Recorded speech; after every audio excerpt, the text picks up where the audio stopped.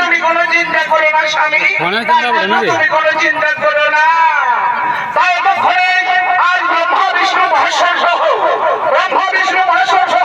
শরীরের সমস্ত দেবগণ আজ দেবগুরু বৃহস্পতির বাড়িতে বলছে না বাবু।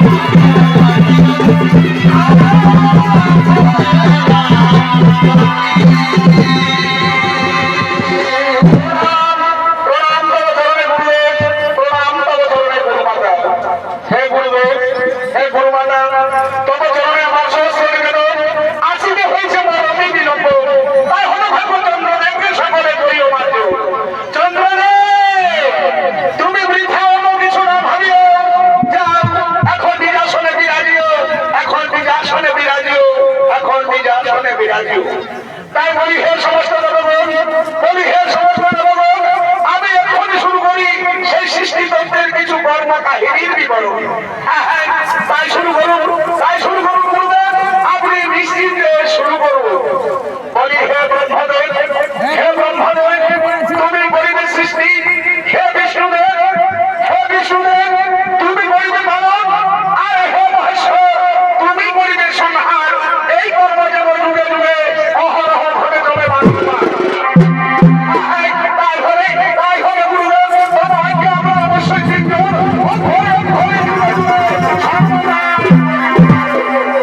আর হে ইন্দ্র অগ্নি বরুণ পবন, হে ইন্দ্র অগ্নি বরুণ পবন, তোমরা হয়ে মেঘ বৃষ্টির দেবতাগণ। তাই প্রকৃতির নিয়ম মতো এই পৃথিবীর উপরে সর্বদাই করিবে বর্ষণ, যাতে মহাসুখে মহানন্দে পালিত হয় পৃথিবীর সমস্ত জীবজগৎগণ।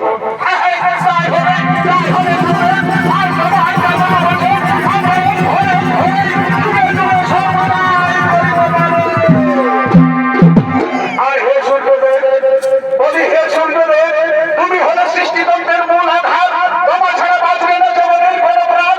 তাই তুমি তারপর আলো পৃথিবীকে সর্বদাই করিবে প্রদান। তাই হলে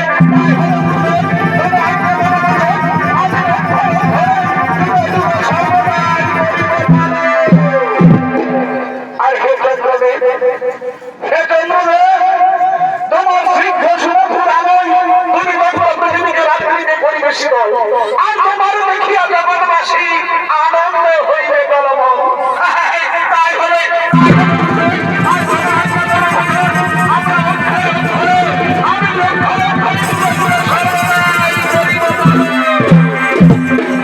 আর বলি হে দেবী তারা, বলি হে দেবী তারা, আজ আমাদের দিকে অতিথি স্বর্গের সমস্ত দেবতারা, যাও তুমি তোমার সখীদের ডাকো আর এদের জন্য কিছু আতিথ্যের ব্যবস্থা করো।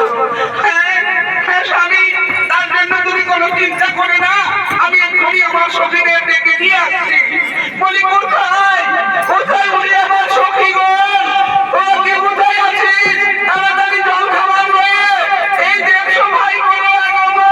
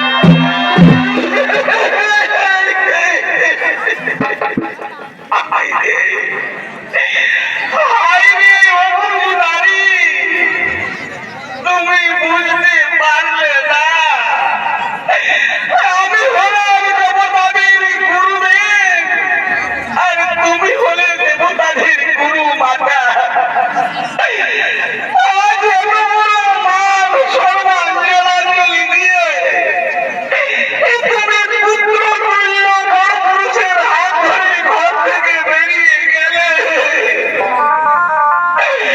আজ এই পরাভব, এ কলঙ্ক আমি আর দেব সমাজে কেমন করে দেখাবো?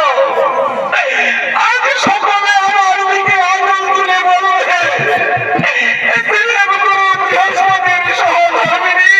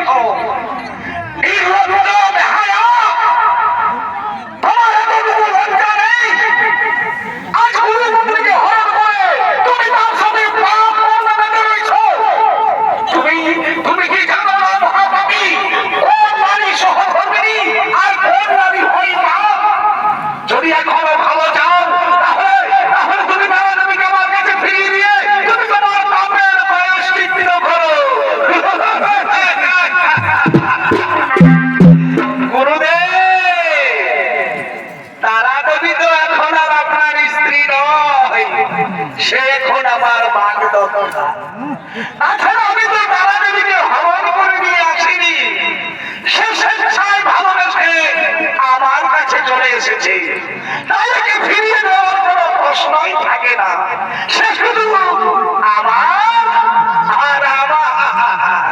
তাহলে শুনে দাও, তাহলে শুনে দাও চাঁদ, যে রূপ সৌন্দর্যের মোহে অভিভূত হয়ে এই কামাতুরা নারী আমার মতো স্বামীকে পরিত্যাগ করে আজ তোমার কাছে চলে এসেছে, তোমার এই রূপ যৌবন ভরা দেহ আর বেশি দিন থাকবে না।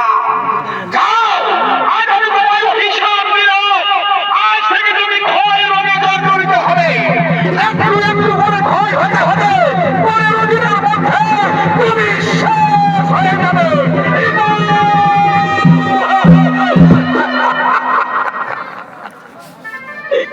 গুরুদেব, সামান্য কারণে আপনি আমায় এত বড় অভিশাপ দেবেন না গুরুদেব। আপনি আমায় ক্ষমা করুন। না, গুরুপত্নীকে হরণ করে তুমি তার সঙ্গে পরকীয়ায় লিপ্ত হয়ে যে পাপ কর্ম করেছো, তার জন্য আমি তোমায় কিছুতেই ক্ষমা করতে পারবো না। তবে হ্যাঁ, তোমায় একটি কথা বলে যাই, এই পাপের ক্ষমা একমাত্র দেবাদিদেব মহাদেব, তিনি কিছুটা হলেও করতে পারবে। বলুন ও সুন্দরী তারা দেবী, এইবার আমিও দেখতে চাই কোথাকার জল কোথায় গিয়ে দাঁড়াই, কোথাকার জল কোথায় গিয়ে দাঁড়াই। তারা দেবী, তারা দেবী, আমি দেখবি বিনা দোষে অভিশপ্ত হয়ে গেলাম, আমি দেখবি বিনা দোষে অভিশপ্ত হয়ে গেলাম। বলি শোনো চাঁদ, তুমি শান্ত হও। আমি বলছি গুরুদেবের এই অভিশাপ তোমার জীবনে কোনোদিন ফলবে না, কারণ তুমি তো আমাকে হরণ করে নিয়ে আসনি, আমি স্বেচ্ছায় ভালোবেসে তোমার কাছে চলে এসেছি। তাই তুমি ওই গুরুদেবের অভিশাপের কথা না ভেবে তুমি এখন শুধু আমার কথা ভাবো চাঁদ, তুমি আমার রূপের কথা ভাবো, তুমি আমার যৌবনের কথা ভাবো। এসো আমরা পুনরায় যৌবন সাগরে হারিয়ে যাই। বলর করছিল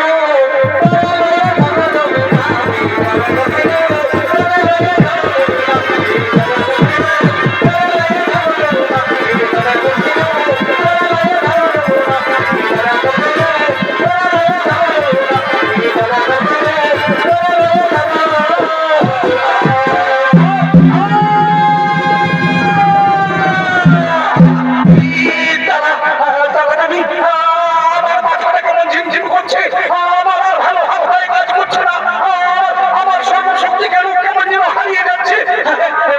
এই তবে যে গুরুদেবের অভিশাপ আমার ফলতে শুরু করেছে, ফলবে তো। আমি যে মাতৃ তুল্য গুরুপুত্রকে হরণ করে তার সাথে পাপ কর্ম করেছি। এসো এসো, আমার একটু হাতকে শক্ত করে ধরো তারা দেবী, আমার একটু হাতকে তুমি শক্ত করে ধরো। না না জান না, আমি আর তোমায় কিছুতেই স্পর্শ করতে পারবো না, কারণ আমি তো তোমার চেয়ে কম পাপী নই। আজ আমি স্বামী সুহাগিনী দেবতাদের গুরুমাতা হয়ে এই পুত্র তুল্য পরপুরুষের হাত ধরে আমি ঘর থেকে বেরিয়ে এসেছি। আমি ভেবেছিলাম আমি তোমায় নিয়ে অনেক সুখী হব চাঁদ, কিন্তু আমার সে ভুল আজ ভেঙে গেছে। এই নারীরা সুখী হয় তার প্রথম স্বামীর কাছে, যে স্বামী তাকে অগ্নি সাক্ষী রেখে সাক্ষা করিয়ে হাতে শাখা সেটাই সিঁদুর পরিয়ে মধুরূপে আপন করে নেয়। আজ আমি ছুটে চললাম আমার সেই পুরো স্বামীর কাছে।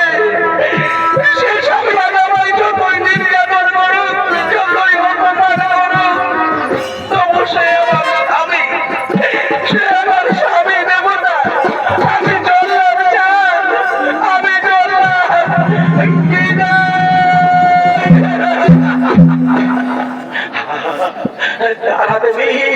তুমি তুমি আমায় পরিত্যাগ করে চিরজীবনের মতো চলে গেলে। আজ আজ আজ আমার কাছে কেউ নেই, আজ আমার ভাই নেই, আমার বন্ধু নেই, আজ আজ কেউ নেই, আজ আমার দেহ হলো হীন, শক্তি হলো হীন, আমার আয়ু মাত্র আর 15টা দিন।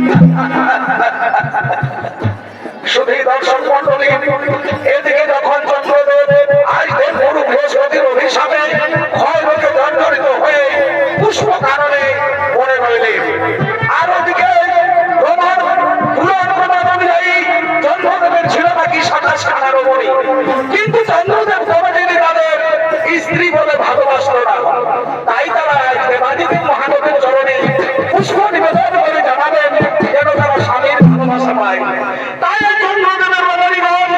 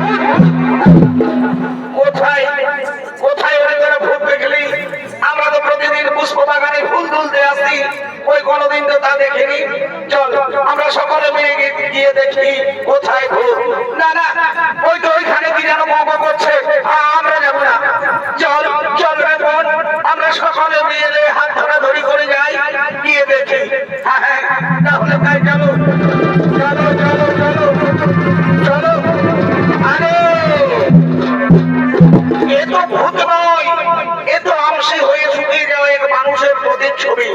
কিন্তু ভালো করে চেয়ে দেখ, এর কপালে যেন চন্দ্র তিলক রয়েছে। তবে তবে কে? আরে এটা তো আমাদের স্বামী চন্দ্র।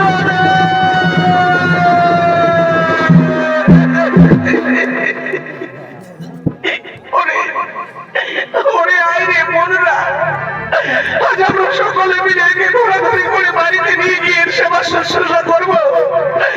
তারপরে আমরা জানবো কেন তার এমন দশা হয়েছে, কেন তার এমন দশা হয়েছে।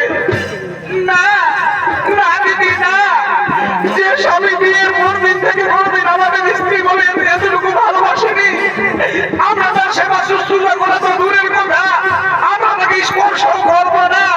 যে কারণে তার এই দশা হয়ে থাকুক, বেশ হয়েছে, ভালোই হয়েছে। আমরা চললাম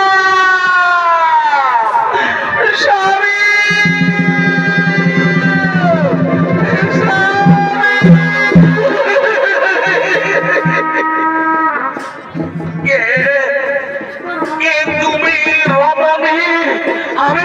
আমি তো তোমায় চিনতে পারছি না। বলো বলো কে তুমি? তুমি আমায় চিনতে পারছো না স্বামী? আমি যে তোমার সহধর্মিনী, নাম আমার রোহিণী। রোহিণী, তুমি এসেছো আমার কাছে। বলো বলো স্বামী, বলো তোমার আমার দশা কেন হয়েছে? তুমি আমায় সম্পূর্ণ কথা খুলে বলো। রোহিণী, আমি যে মহাপাপ কর্ম করে ফেলেছি, আজ কুলপতি তারাদেবীর সাথে প্রেমে পড়ে আমি তাকে হরণ করে আমি তার সাথে প্রেম নিবেদন করেছি। তাই গুরুদেব আমায় ক্রোধে অগ্নিশর্মা হয়ে অভিশাপ দিয়েছেন। আজ থেকে আমার ক্ষয় রোগে জর্জরিত হলো এবং 15 দিনের মধ্যে ক্ষয় হতে হতে আমি শেষ হয়ে যাব।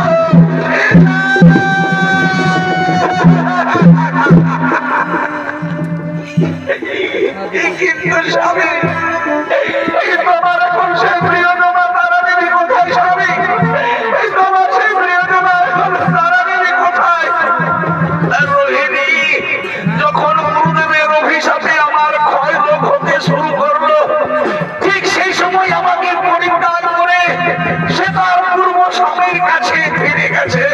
এই যাবেই তো, আমি আমি যে মহাপাপী। রোহিণী, আমি তো তোমাদের কম কষ্ট দিইনি। এই কারণে আমি তোমাদের স্ত্রী বলে এতটুকু ভালোবাসা দিইনি। তার জন্য আজ আমি বড়ই অনুতপ্ত। এই তুমি আমায় ক্ষমা করে দিও। রোহিণী, রোহিণী, আমি তো আর বেশি দিন বাঁচবো না। রোহিণী, আমার দেহ হয়ে গেছে ক্ষীণ, আমার শক্তি হয়েছে হীন, আমার আয়ু মাত্র আর 15টা দিন। রোহিণী, এই কটা দিন অন্তত তুমি আমার পাশে থেকো। রোহিণী, তুমি আমার পাশে থেকো।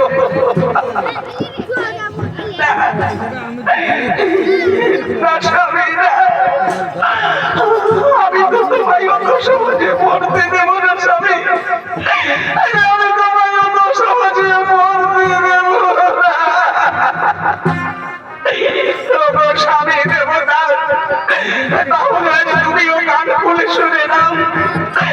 আমি যদি সত্যি সত্যি নারী হয়ে থাকি, যদি আমার স্বামী ভক্তি হয়ে থাকি, যদি আমি প্রতিদিন দেবাদেবী মহাদেবীর চরণে পুষ্প নিবেদন করে থাকি, তাহলে আজ আমি উচ্চস্বরে বলছি, হে দেবাদেবী মহাদেব, আপনি যেখানে ঠাকুর মহাদেব, আপনি আমার স্বামীকে রক্ষা করুন। ঠাকুর, আপনি আমার শাখা সিঁদুরকে রক্ষা করুন। চলো চলো স্বামী, চলো। এবার আমি তোমায় নিয়ে ওই বাড়িতে মহাদেবের কাছে চলে যা।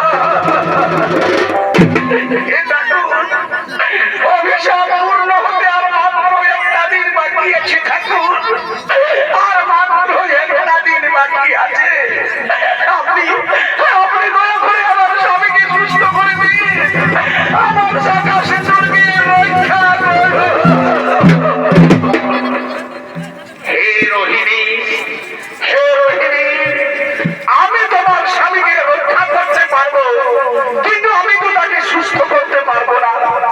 তুমি এক কাজ করো রোহিণী, তোমার ওই মৃতপ্রায় স্বামীকে তুমি আমার জোটা ভরা মস্তকে এই করো স্থাপন। তবে তাই হোক না তো, আমার এই অভিশপ্ত মৃতপ্রায় স্বামীকে আমি আমার জোটা ভরা মস্তকে এই করিলাম স্থাপন। এই দেখো রোহিণী, তোমার স্বামীর আর কোনো ক্ষতি হবে না। সে 15 দিন কেন 15 বছর থাকলেও সে যেমন আছে তেমনি থাকবে। যাও যাও রোহিণী, এবার তুমি দেবগুরু বৃহস্পতির কাছে গিয়ে জেনে এসো তোমার স্বামীর কিভাবে অভিশাপ থেকে মুক্তি হবে। যাও, এসো এসো হে বন্ধি, এসো ভৃঙ্গি, আমরা রোহিণী দেবীকে কিছুটা পথ এগিয়ে দিয়ে আসি।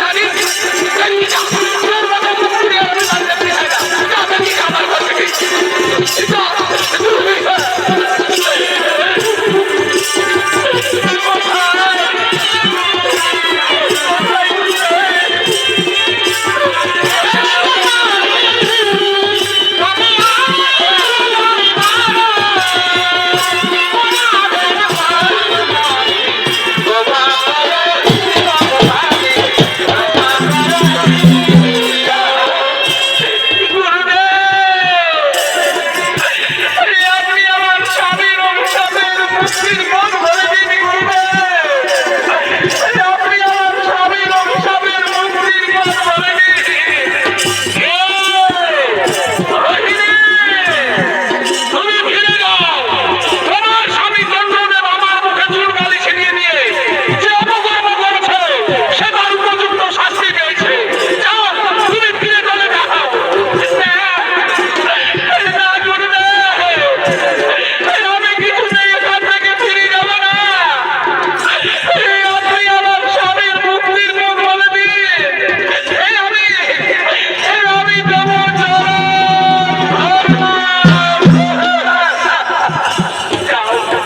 তুমি ফিরে যাও রোহিণী, তুমি ফিরে যাও। তোমার স্বামী চন্দ্রদেব আমার মুখে চুনকালি ছিনিয়ে দিয়ে যে অপকর্ম করেছে সে তার উপযুক্ত শাস্তি পেয়েছে। তুমি ফিরে যাও। আমি আপনার চরণ ধরছি, আমি আপনার চরণ ধরছি। আপনি আমার স্বামী মুক্তির পথ বলে দিলে আজ আপনি আমার আপনার চরণ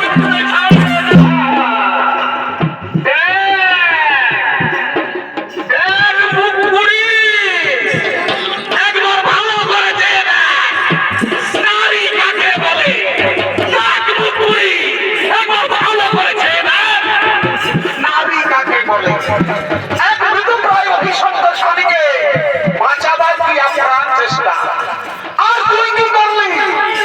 যখন তাদের রূপ ছিল, যখন তাদের যৌবন ছিল, তুই তার সাথে আনন্দের সাগরে আর যেমনি তার অভিশাপে ভৈরব হতে শুরু করলো, অমনি তাকে ছেড়ে দিয়ে তুই আমার কাছে ছুটে এসেছিস সত্যি প্রমাণ দেখাতে। আজ আমি তোকে মেরে ফেলবো, আমি তোকে মেরে ফেলবো। গুরুদেব, আপনি আমার স্বামীর মুক্তির পথ বলে দিন। গুরুদেব, আমার স্বামীর মুক্তির পথ বলে দিন। রোহিণী, তোমার স্বামী যে পাপ কর্ম করেছে সে তার উপযুক্ত শাস্তি পেয়েছে। তুমি ফিরে যাও। গুরুদেব,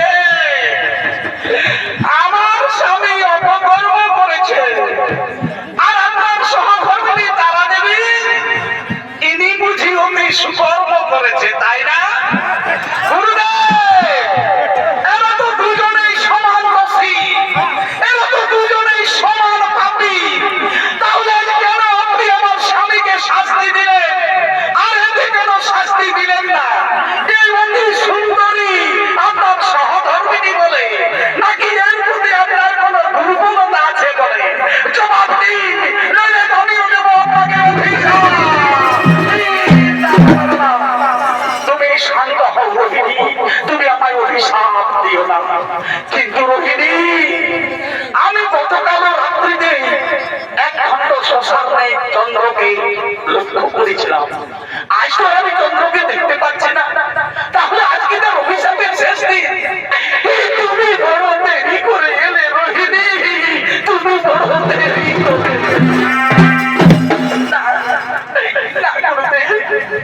আমার স্বামীকে আমি এমন জায়গায় লুকিয়ে রেখে এসেছি, সেখানে 15 দিন কেন 15 বছর থাকলো আপনার অভিশাপ সেখানে আর পৌঁছাতে পারবে না। কি বললে রোহিণী? আমার অভিশাপ পৌঁছাতে পারবে না? তাহলে বলো তুমি কোথায় তোমার স্বামীকে লুকিয়ে রেখেছো? গুরুদেব, আমার স্বামীকে আমি দেবাদিদেব মহাদেবের জটায় লুকিয়ে রেখেছি। ধন্য ধন্য নারী, তোমার স্বামী ভক্তি দেখে আমি অত্যন্ত মুক্ত হয়েছি। যাও যাও রোহিণী, তুমি সতীর্থের জলে তোমার স্বামীকে স্নান করাতে যাও। সতীর্থের জলে স্নান করালে সে আমার অভিশাপ থেকে মুক্তি পাবে আর তার আগের রূপ যৌবন সে পুনরায় ফিরে পাবে। ঠাকুর, তোমার আপনার অপার দয়া ঠাকুর, তোমার চরণে তোমাকে বিদানের শত শত আমি আসছি গুরুদেব। আমার স্বামীকে নিয়ে আমি সমৃদ্ধি চলে যাব, আমার স্বামীকে নিয়ে আমি সমৃদ্ধি চলে যাব, আমি সমৃদ্ধি চলে যাব। দেখলি হঠাৎ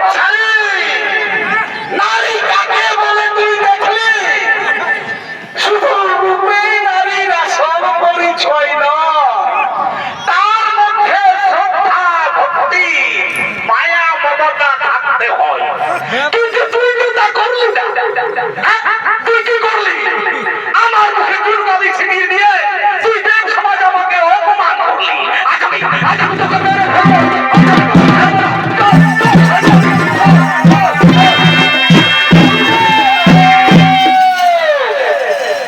আপনি তারা দেবীকে আর নির্যাতন করবেন না, কারণ নারী হত্যা মহাপাপ। না, আমার সহধর্মিণী তারা দেবী যে অপকর্ম করেছে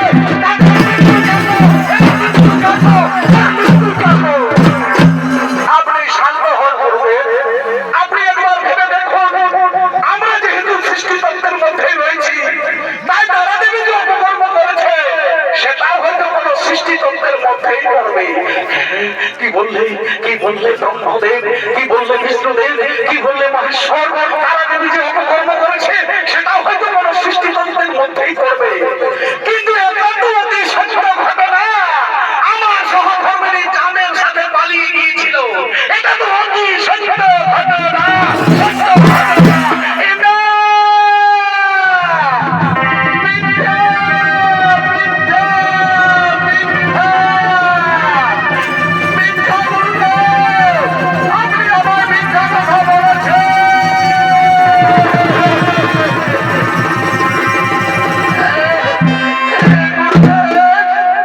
আপনার কথা হতো আমার স্বামীকে আমি সংকীর্তে নিয়ে গিয়ে স্নান করালাম, কিন্তু কই আমার স্বামীর তো আগের রূপ যৌবন ফিরে এলো না। আপনি কেন আমার মিথ্যা কথা বলছেন গুরুদেব? আপনি কেন আমার মিথ্যা কথা বলছেন? রোহিণী, তোমার এই প্রশ্নের আমি জবাব দিতে পারবো না। যাও রোহিণী, তুমি ব্রহ্মদেবের কাছে যাও, তোমার এই প্রশ্নের জবাব হয়তো ব্রহ্মদেবই দিতে পারবে। কোথায় কোথায় সৃষ্টিকর্তা?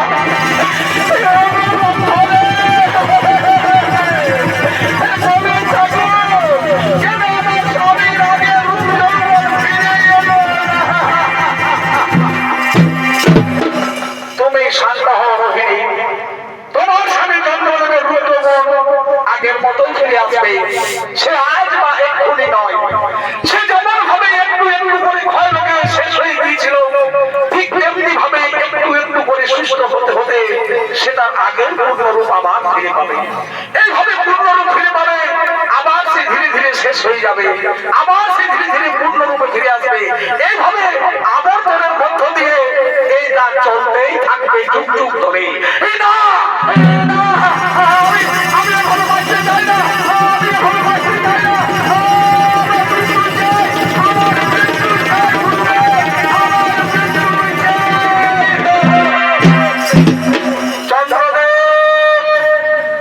তুমি শান্ত হও, এত অভিশাপের কথা নয়, এ হলো নিয়তির খেলা।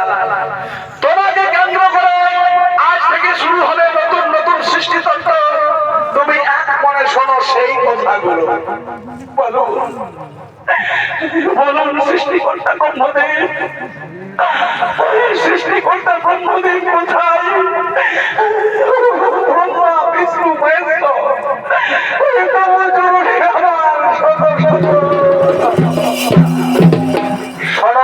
চন্দ্রদেব, তুমি দেবগুরু বৃহস্পতির অভিশাপে ক্ষয় হতে জর্জরিত হয়ে একটু একটু করে ক্ষয় হতে হতে যেদিন তোমার সহধর্মিণী রোহিণী দেবাদিদেব মহাদেবের জটায় তোমায় লুকিয়ে রাখলো, সেদিন সারা জগৎ কেউ আর তোমায় দেখতে পেল না। সারাটা ঋষি ঘোর অন্ধকারে ঢেকে রইল। সেদিন এক নতুন পৃথিবীর সৃষ্টি হলো, যার নাম হলো তারপর সংতীর্থে স্নান করাবার পর তুমি আবার একটু একটু করে সুস্থ হতে লাগলে। এইভাবে সুস্থ হতে হবে, যেদিন তুমি তোমার পূর্ণরূপ ফিরে পাবে সেদিন অনেক পৃথিবীর সৃষ্টি হবে, তার নাম হলো